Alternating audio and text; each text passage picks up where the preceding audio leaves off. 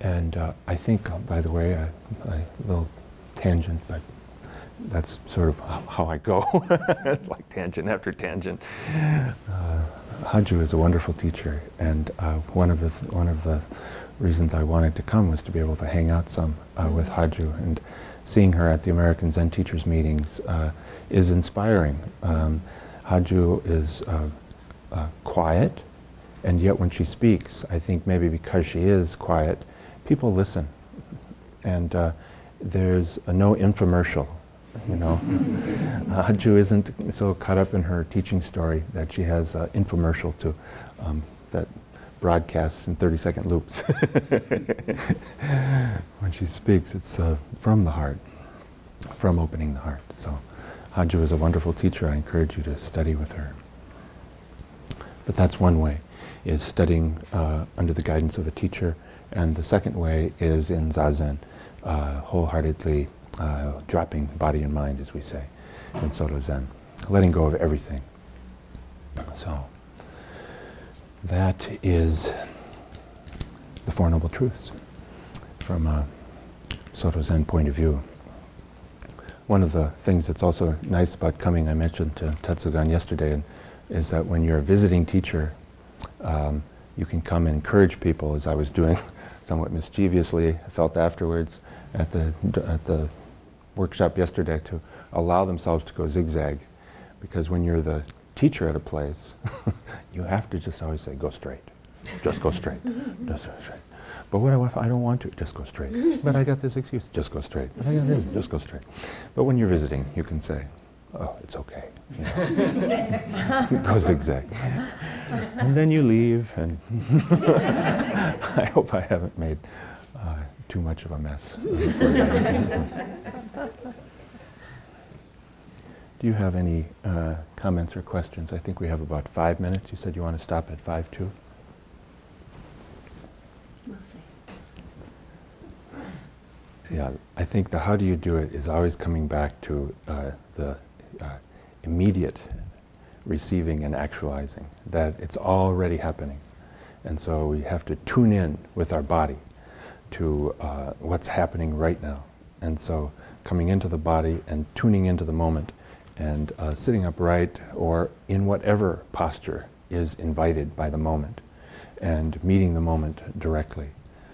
So in a way it's unsatisfying because it's something we have to do. And it's easy when we talk about it to start drifting. So I invite you to do it together. Well, I think an example is when I hear you chant, I hear it in how you chant. And you don't chant like this, but the refuge is, I take refuge. It's there in what you're doing. And the forms of our practice are about opening the heart, and at least I think it's the same for you in your tradition. The forms in Soto Zen are about breaking open the heart every moment in our practice. And the practice then becomes like riding a horse. You know, Dogen, one of the famous teachers in our line, Japanese teachers, says that meditation practice must be vividly hopping along. So that's our practice, vividly hopping along. He also says splattered with mud and soaking wet. So it's about being fully human, and how it is to be fully human, crooked belly button and all. And with the opportunity that we have just now to meet, and then just now to meet. And letting go of our laurels, all of our laurels, good, bad, and ugly, meeting again and again, again and again. That's our way. Yes? You began by speaking about some of the different traditions in Buddhism, and sort of wanted to come back to that. Well, it's a good question. In Evelyn Underhill's book, which we've been studied some years ago, but continue to come back to, she has on mysticism. Are you familiar? It's very nice. She has different types of spiritual practitioners across traditions, and one type is the transcendent, and then the other type is the immanent. And as you've indicated, at least from the literature and in the Theravada and the original Buddhism, there's more of a sense of emphasis on transcendence, and in Mahayana, there's more of a sense of the immanent.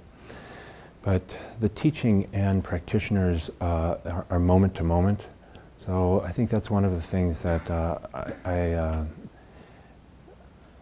I found important, not to group people. Like that. My my freshman sociology teacher at St. John's University would always say there's more difference between groups than, no, there's more difference within groups than between groups. And that's same in the Mahayana and the Theravada. I heard from somebody that was at one of Jack Kornfield's training for teachers. He asked the Vipassana teachers, how many of you feel like you're Bodhisattva practitioners? 85% raised their hand in the Theravada. And maybe in Zen, it would be whether through behavior or through, it might be opposite. So, but that is one of the things that happened, at least in the literature, that in early Buddhism there was this emphasis on transcendence, and then at some point there was this radical turn toward breaking open the heart and really receiving the suffering of all living beings. And so the ideal moved from an arhat, who is, a very chilled out sage, no suffering, having cut the greed, anger, and ignorance off at the root, to a bodhisattva, Avalokiteshvara, who hears all the cries of the world, no matter how small and how far they may be. So she became the ideal image of a practitioner, and in our practice, opening our heart completely to encompass and receive all of that suffering, taking all of the suffering of the world on. So those are very different. But it's case by case and moment by moment. It's all skillful means to be used appropriately according to the person at the time. That doesn't really answer your question of in Zen, but I think that's I don't want to answer that. We can talk later. Anything else? Maybe a final? Yes.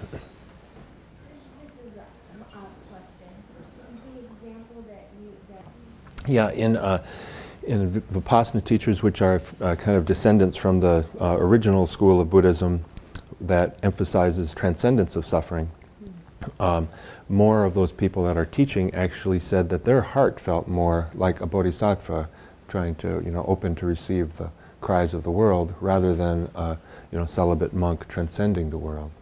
So now they are, of course, lay people living in the West, so it's a different kind of thing. But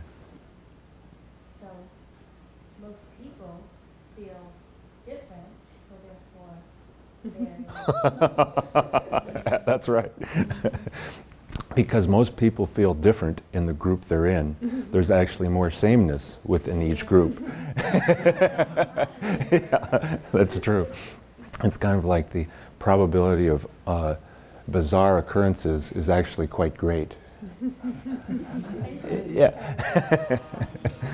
Yeah. Thank you.